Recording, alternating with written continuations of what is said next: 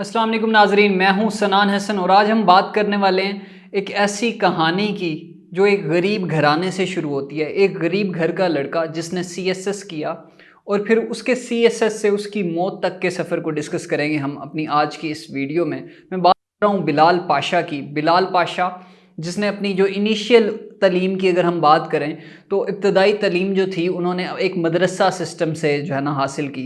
और मदरसा सिस्टम से तलीम किस वजह से हासिल की गई? वो इस वजह से की गई कि घर के जो माली हालात थे वो ऐसे इतने अच्छे नहीं थे, क्योंकि वो एक मज़दूर का बेटा था। लेकिन ये कोई नहीं जानता था कि वो एक मज़दूर का बेटा एक दिन सीएसपी बन जाएगा। पाकिस्तान का जो सबसे टफ एग्ज़ाम है, यानी कि मुकाबले का इम्तिहान जो है सीएसएस, उसको क्लियर करेगा और वो एक सीएसपीज़ की लिस्ट में आ जाएगा।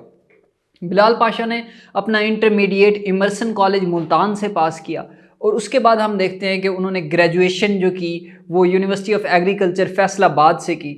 और फ़ौरन बाद अपनी ग्रेजुएशन के फ़ौरन बाद उन्होंने एक प्राइवेट इदारे में जो है ना अपनी नौकरी का आगाज़ किया। लेकिन क्योंकि जो वालदैन थे, जो वालिद साहब थे उनके, पर्टिकुलरली वालदा तो पहले ही वफ़ात पा चुकी थी, तो वालिद साहब की ये ख्वाहिश थी कि बिलाल पाशा कोई सरकारी नौकरी करे।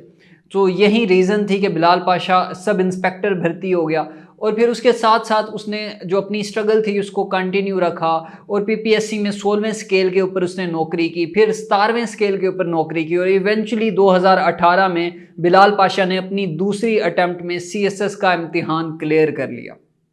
जब बिलाल पाशा ने सीएसएस का इम्तिहान क्लियर किया तो एक मिथ पाई जाती है सीएसएस की फील्ड में। कहा यह जाता है कि जो अगर कोई सीएसएस का इम्तिहान पास करना चाहता है तो उसकी डिग्री लम्ज़ से होनी चाहिए या तो फिर उसको बाहर से पढ़ के आना चाहिए। लेकिन ये जो एक मज़दूर का बच्चा था और वो खुद कहता था, जब उसने सीएसएस क्लियर किया तो वो कहता था कि मैंने जो एबीसी थी, यानी कि जो इंग्लिश की बुनियादें हैं, वो कहता मैंने 6ठी क्लास से पढ़ना स्टार्ट की। उससे पहले मेरा कोई इंग्लिश का बैकग्राउंड नहीं था। उसने किसी लम्ज़ से नहीं पढ़ा हुआ था। उसने एक नॉर्मल से इदारे से, गवर्नमेंट के इदारों से उसने ग्रेजुएशन की हुई थी और गवर्नमेंट के इदारों से उसने तलीम हासिल की और फिर उसने अपनी मेहनत के बावजूद, अपनी मेहनत के सबब उसने सीएसएस जो है ना क्लियर कर दिया और वो सीएसपी बन गया।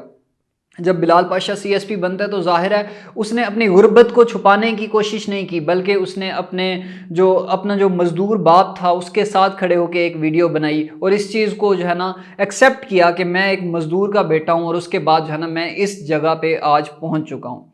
लेकिन कल हमारे सामने एक न्यूज़ आती है, कल शाम के वक्त, कि बिलाल पाशा की डेथ हो गई है और उसकी डेथ की जो वजह है वो ये सामने आई है कि कार्डियक अरेस्ट हुआ। लेकिन अगेन बहुत सारे लोग कह रहे हैं कि ये एक डिप्रेशन की वजह से उसकी डेथ हुई है। सीएसएस जो कि बिलाल पाशा की मोहब्बत थी, उस मोहब्बत को उसने एक्वायर तो कर लिया, लेकिन उस सिस्टम में आने के बाद जो डिप्रेशन उसने फेस किया, जिस डिप्रेशन से वो गुजर रहा था, उस डिप्रेशन ने उसकी जान ले ली। ये बिल्कुल वैसे ही है, इसके लिए एक पिरिक विक्ट्री की हम टर्म यूज़ कर सकते हैं। जैसे कि नेपोलियन ने रशिया को डिफीट तो कर दिया था, लेकिन बदले में उसके जो फौजी थे वो सिर्फ उसके पास 10,000 फौजी बचे थे, बाकी सबकी जो है ना डेथ हो चुकी थी। सो ऐसी विक्ट्री का कोई फ़ायदा नहीं होता।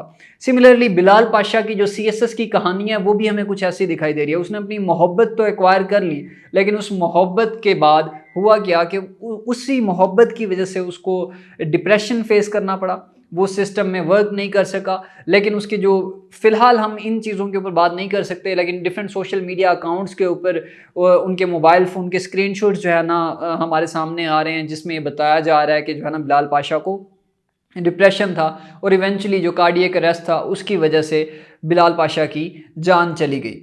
बिलाल पाशा एक ना सिर्फ अच्छा ब्यूरोक्रेट था, उसकी अगर हम लाइफ देखते हैं तो वो आम बंदों के साथ अपने जो उनके सॉर्ट ऑफ उसके जो मातहत लोग होते थे उनके साथ बैठ के वो खाना खाता था, उनके साथ बैठ के जो है ना उनसे बात करता था।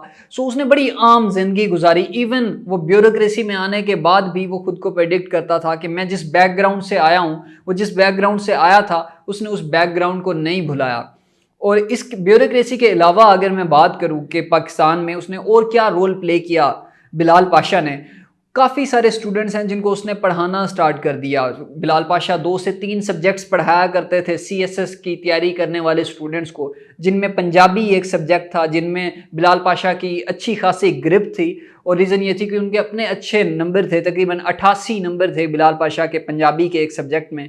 वो पंजाबी पढ़ाता था, उसके अलावा यूएस हिस्ट्री पढ़ाता था, IR का एक सब्जेक्ट था, इंटरनेशनल रिलेशंस का। ये 3 सब्जेक्ट थे जो बिलाल पाशा पढ़ाता था और स्टूडेंट उसको बड़ा ऑन करते थे। स्टूडेंट उसके जो पढ़ाने का मेथड था उसको बड़ा ऑन करते थे। लेकिन आप देखें कि ये बिल्कुल वैसे ही है जैसे वो कहा जाता है ना कि जब हम जैसों का वक्त आता है तो फिर जो है ना मौत दरमियान में आ जाती है। तो शायद बिलाल पाशा के साथ भी यही हुआ। 2018 में CSS क्लियर किया और फिर ट्रेनिंग के बाद 2020 के करीब जो है ना वो आता है सर्विस में और 2 साल वो रहा सर्विस में। आखिरी जो उनकी पोस्ट थी फेसबुक के ऊपर वो भी 9 नवंबर की थी। हम जब भी कोई चीज़ प्लान कर रहे होते हैं, अपने प्लान्स कंसिडर कर रहे होते हैं, अपने फ्यूचर प्लान्स को देख रहे होते हैं, तो हम हर चीज़ को कंसिडर करते हैं। हम सिर्फ एक चीज़ को कंसिडर नहीं करते और वो है लाइफ की अनप्रेडिक्टेबिलिटी, कि कितनी अनप्रेडिक्टेबल ज़िंदगी है।